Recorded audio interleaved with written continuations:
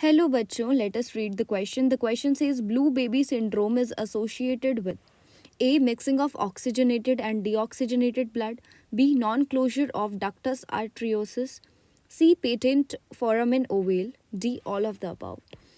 So the key concept involved in this question is a knowledge of blue baby syndrome. देखो सबसे पहले blue baby syndrome होता किस ion से है.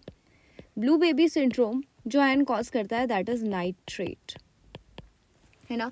बॉडी में ये जो नाइट्रेट है, ठीक है, ये डिफरेंट फॉर्म्स ले लेता है, राइट. और ये जो आयन है बेसिकली ये नाइट्रेट जो है ये ब्लू बेबी सिंड्रोम जो है ये कॉज करता है, जिसे हम इन्फेंटाइल मीथेमोग्लोबिनीमिया भी कहते हैं. इन्फेंट्स में ये कंडीशन देखी जाती है. देखो इसमें होता क्या है कि आपका जो डक्टस आर्ट्रियोसिस है, डक्टस आर्ट्रियोसिस है क्या बेसिकली, ये एक नॉर्मल ब्लड वेसल है तो नॉर्मल ब्लड वेसल.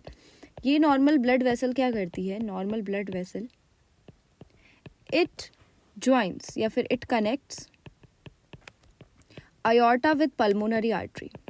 अयोर्टा को पल्मोनरी आर्टरी से ये कनेक्ट करती है. इसका बंद होना ज़रूरी है क्योंकि अगर ये बंद नहीं हुई तो आपका, ठीक है, ऑक्सीजनेटेड ब्लड जो कि अयोर्टा में है और पल्मोनरी आर्टरी में जो डीऑक्सीजनेटेड ब्लड है वो मिक्स हो जाएगा.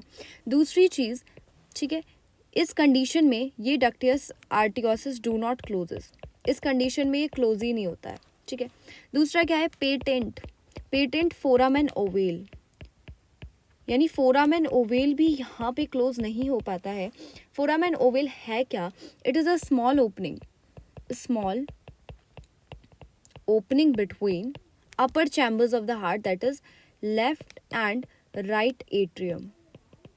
तो जब ऊपर की स्मॉल ओपनिंग बंद ही नहीं हुई तो फिर से डीऑक्सीजनेटेड और ऑक्सीजनेटेड ब्लड आपका मिक्स हो जाएगा. तो पहला ऑप्शन है mixing of oxygenated and deoxygenated blood, भाई होना ही है. डक्टियस आर्टियोसिस भी बंद नहीं हुआ, फोरामेन ओवेल भी बंद नहीं हुआ, तो ये तीनों ही ऑप्शन हमारे बिल्कुल सही हैं. So the final answer will be all of the above, that is option D. I hope you understood it well. All the best. Thank you.